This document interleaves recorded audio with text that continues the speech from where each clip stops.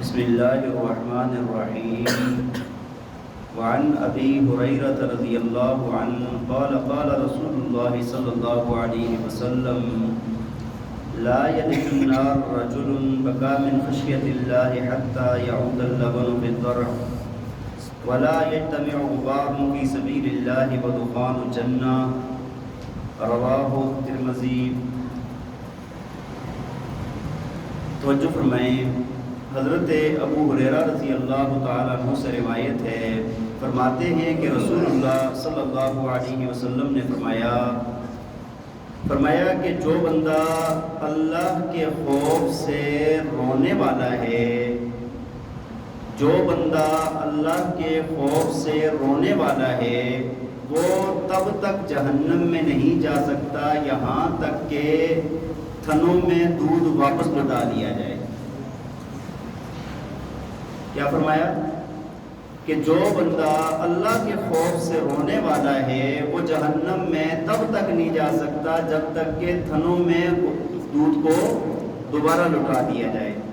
اور آگے فرمایا کہ اللہ کے راستے کا گرد و غبار اور جہنم اکٹھی جمع نہیں ہو سکتی، جہنم کا دھواں اور اللہ کے راستے کا گرد و غبار اکٹھے جمع نہیں ہو سکتے۔ وہی دیکھیں، جو بندہ اللہ کے خوف سے رونے والا ہوتا ہے، اللہ تعالیٰ سے معافی مانگنے والا ہوتا ہے، اللہ تعالیٰ کو وہ بندہ بہت زیادہ پسند ہے۔ نبی پاک صلی اللہ علیہ وسلم اللہ تعالیٰ سے دعا فرماتے تھے کہ یا اللہ مجھے ایسی 2 آنکھیں عطا فرما کہ جو تیرے خوف سے رونے والی ہوں، اور فرمایا کہ اس رونے کی وجہ سے میرے دل کے اندر خشیت پیدا ہو اور دل دھل جائے، ایسی مجھے آنکھیں عطا فرما۔ تو اگر کسی کو رونے والی آنکھیں مل جاتی ہیں تو یہ اللہ تعالیٰ کا بہت بڑا انعام ہے۔ بات سمجھ آ رہی ہے کہ نہیں؟ بعض لوگ کہتے ہیں ہمیں رونا نہیں آتا۔ بھائی جس بندے کو اللہ کے سامنے رونا نہیں آتا تو اس کا مطلب یہ ہے کہ اس پر گناہوں کی وجہ سے اس کا دل سخت ہو چکا ہے۔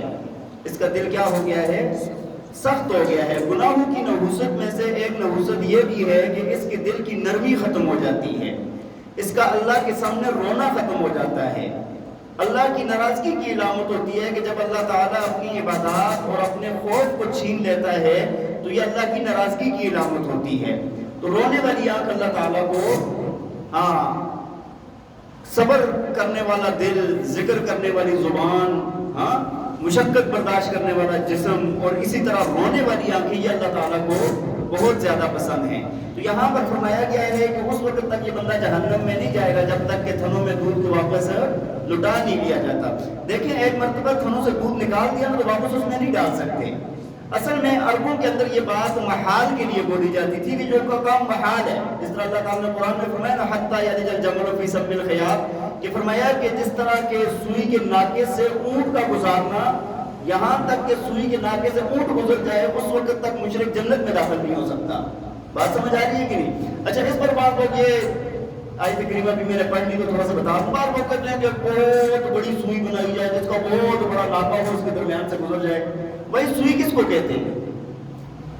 دیکھیں نا، ایک جب تک وہ سوئی ہوتی ہے پھر اس کے بعد تھوڑی سی وہ بڑی والی ہوتی ہے، اس کا نام پتہ نہیں اس کو کیا کنوا کے پتہ نہیں کیا کہتے ہیں، وہ بدل جاتا ہے۔ اس سے بڑا ہو جاتا ہے اس کو سوا کہتے ہیں ہماری زبان میں، پتہ نہیں آپ حضرات کیا کہتے ہوں گے۔ اس سے بڑا ہو جائے تو اس کے تو نام ہی بدل جاتے ہیں، وہ سوئی تو ہوتی ہی نہیں ہے۔ بعض لوگ ایسے وہ خیالاتی باتیں کرتے رہتے ہیں نا، یہ میں نے باقاعدہ سنی ہے یہ باتیں، کہتے ہیں سوئی اور بڑی بنا لیں اس میں سے اونٹ کو گزار لیں۔ بھائی کیا مطلب یہ ہے کہ محال کے لیے بتایا جاتا ہے کہ اتنی سوئی اس میں سے اونٹ جس طرح نہیں گزر سکتا، اسی طرح مشرک بندہ جنت میں داخل نہیں ہو سکتا۔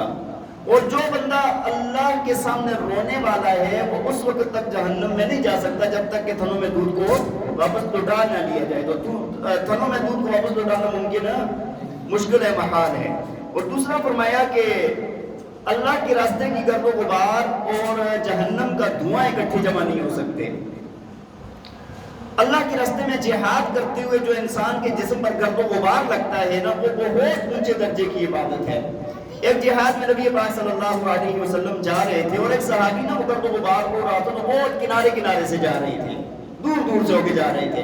تو آپ نے فرمایا کہ دور سے کیوں کہا، یہ گرد و غبار ہے، کپڑے گندے ہو جائیں گے۔ بعض لوگ بڑے حساس طبیعت کے ہوتے ہیں، تو نبی علیہ السلام نے جب اس گرد و غبار کی فضیلت بیان فرمائی تو وہ فرماتے ہیں کہ مجھے دنیا میں اس گرد و غبار سے زیادہ محبوب چیز رہی کوئی نہیں. گرد و غبار کے اندر چلتے تھے اور فرمایا سب سے زیادہ میری یہ محبوبہ چیز ہے. تو اللہ تعالیٰ ہمیں عمل کرنے کی توفیق عطا فرمائے. وآخر دعوانا ان الحمد للہ رب العالمین.